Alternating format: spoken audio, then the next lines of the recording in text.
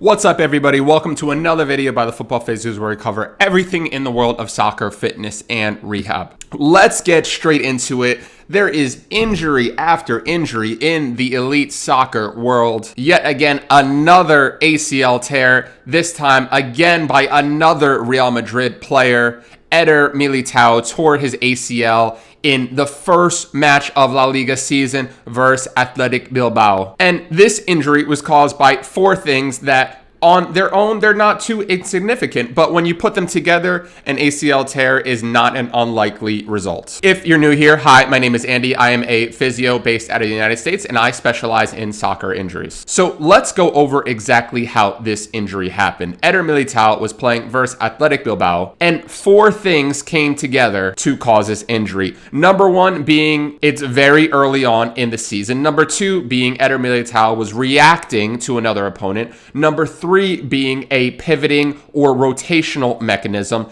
and number four being Militao planting his foot on a relatively unstable surface. And all of this is really truly visualized if you just go back and look at the film or the still images of this injury. You can see in this picture here, Militao is defending Sunset in his own half, trying to force him away from Real Madrid's goal, which is step number one, which of course is extremely common in the soccer world. But if you look at the epidemiology or the research behind when ACL injuries happen, oftentimes it's when you're reacting to another opponent. In this case, Militao is reacting to Sunset here, meaning every motion, every step that Militao is taking is in response to Sunset. And although an ACL tear is a largely orthopedic issue, there is a very large component that is also a neurological issue, which is why it's more common to tear it when you're reacting to somebody else. Now, of course, there is a clear rotational mechanism, which you can see right here. And somewhere around this still frame is likely when Eder Militao's ACL was first put at risk. And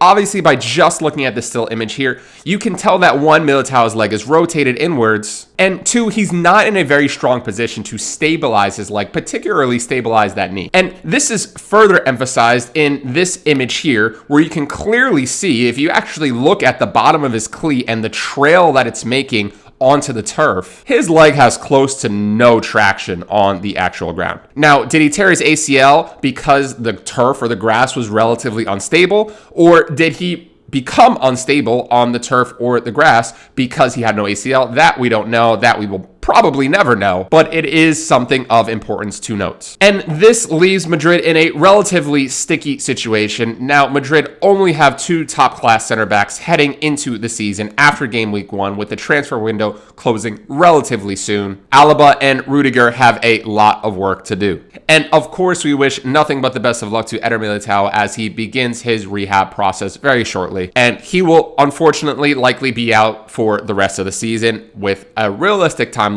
being anywhere from 8 to 12 months. But I hope you guys enjoyed this video, and I want to hear in the comments below, have you ever torn your ACL, and did any of the factors that apply to Eder Militao apply to you? Did you tear it at the beginning of the season? Did you tear it by being unstable on grass or turf? Did you tear it by twisting or pivoting aggressively? And did you tear it reacting to somebody else? Let me know in the comments below. Peace and love. I'll see y'all next time, and thank you for watching.